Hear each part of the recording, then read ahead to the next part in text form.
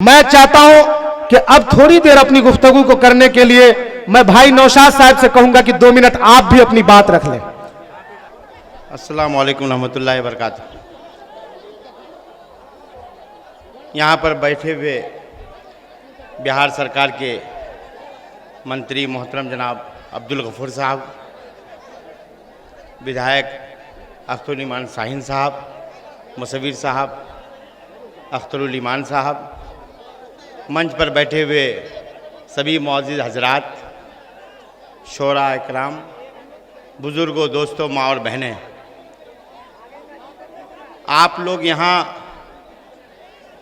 इस मजलिस में आए हैं और तमाम लोगों को कहीं न कहीं उर्दू से प्यार है, उर्दू से मोहब्बत रखने वाले हैं।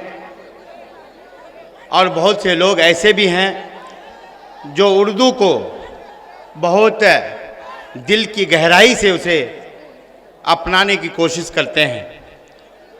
बुज़ुर्गों और दोस्तों, हम लोग यहाँ आए हैं, आज शोराए किराम आपके सामने अपने फ़न को रखेंगे और वो अपने फ़न को जिस अंदाज में रखेंगे,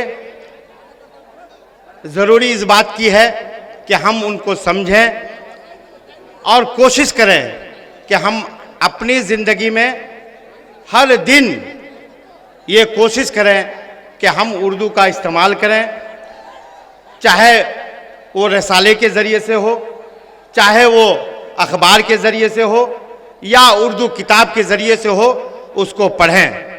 तभी जाकर के हम उर्दू को जो तक़वियत देना चाहते हैं, सही माने में तक़वियत मिल सकती है। सिर्फ हम लोग यहाँ आएंगे और शोराए किराम की गज़लों को सुन कर के, उनके अच्छे नात को सुन कर के सिर्फ चले जाएंगे तो हम बहुत ज़्यादा अपने उर्दू को मजबूत नहीं कर सकते हैं।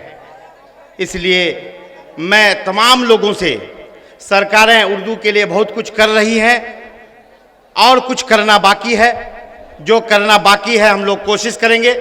हमारे जो मंत्री हैं अब्दुल गफूर साहब, बहुत इसमें उनका इंटरेस्ट होता है, हर इस तरह के प्रोग्राम में जाते हैं और कहीं न कहीं हर तरह से लोगों को ये दिलासा देने की कोशिश करते हैं कि हम उर्दू के लिए क्या क्या कर सकते हैं। लेकिन सिर्फ उनके करने से, सरकार के करने से नहीं होगा, जब तक हम आगे बढ़ करके उसको थामने की कोशिश नहीं करें। मैं बुज़ुर्गों और दोस्तों, यहाँ पर जो शोराए किराम हैं, मैं तो शायद अभी आया ही था, अभी देख ही पाता कि मुझे आपका सामना करने का मौका दे दिया गया। मैं शोराए किराम का यहाँ तहे दिल से सीमांचल की ज़मीन पर मैं उनको मुबारकबाद देता हूँ, उनका इस्तकबाल करता हूँ और आप तमाम लोगों का शुक्रिया अदा करता हूँ कि आप लोगों ने मुझे कुछ देर बर्दाश्त किया।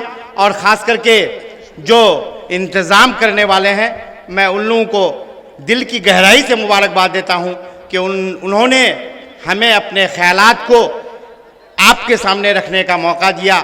वमा अलैना इल्लल बलाग। अस्सलामु अलैकुम।